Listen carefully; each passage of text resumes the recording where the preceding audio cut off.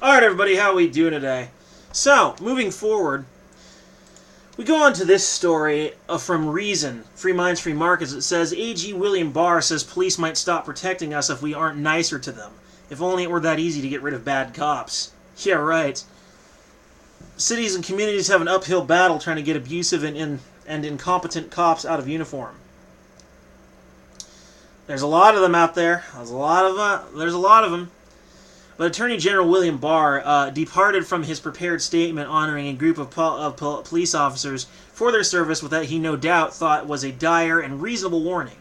Communities should be nicer to their cops or risk losing police protection. They have to start showing more than they do, the respect and support the law enforcement deserves, Barr said Tuesday.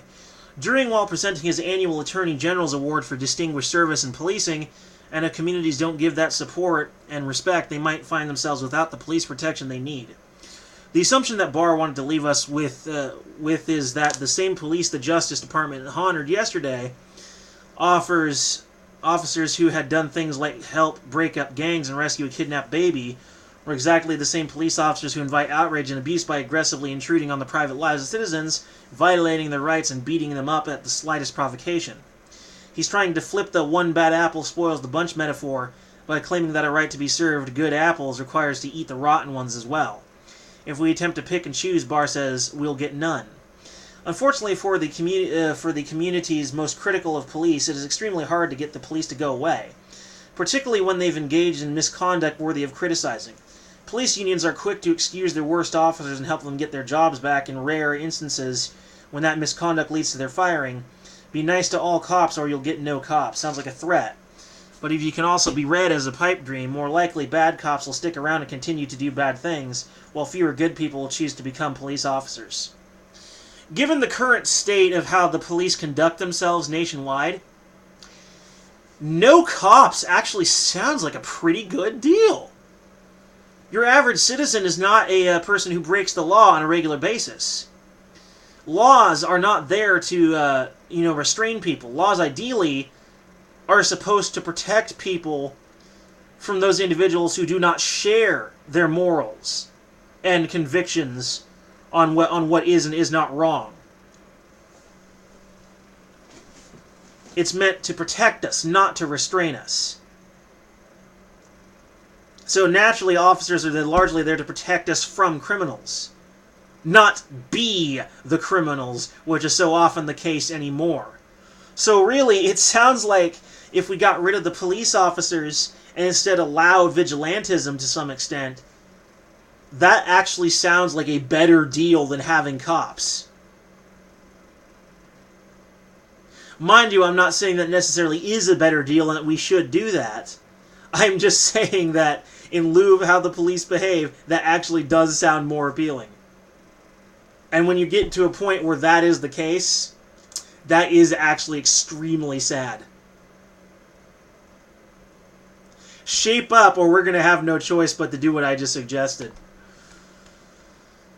And that's not going to be any prettier, because not all people are going to have the honesty and integrity to conduct themselves properly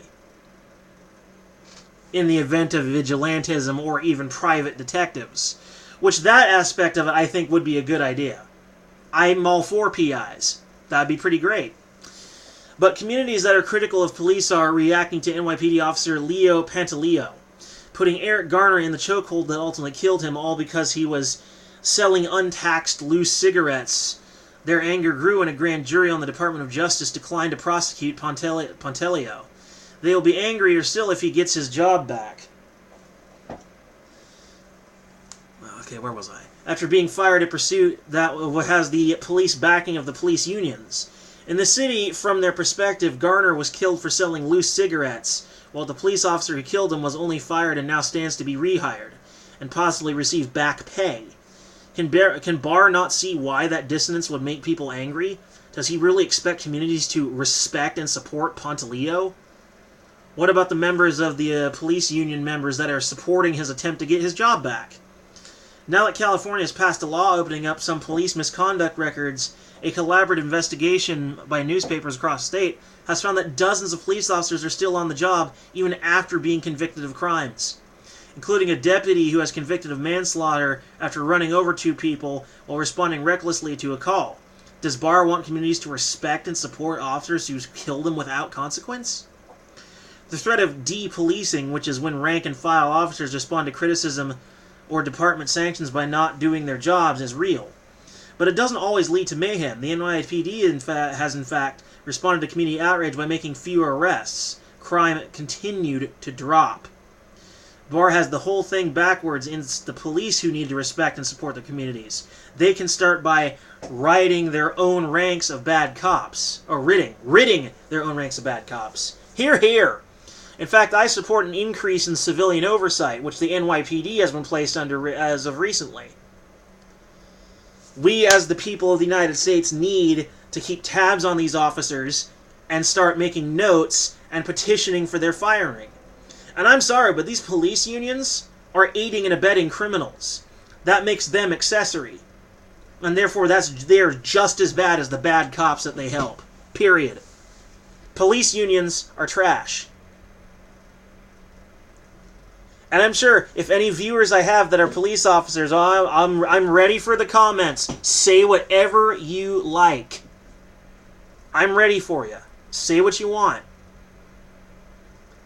But deep down, you know it's true. There is something seriously wrong with the police system in this country. And so long as it continues to go unaddressed, we're going to continue seeing incidents like Eric Garner.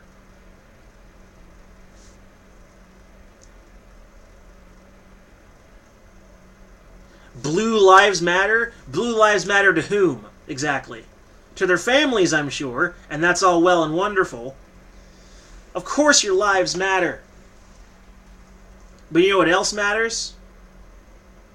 Being a good citizen and upholding the law, and also upholding yourself to a higher standard because you are in a major position of responsibility.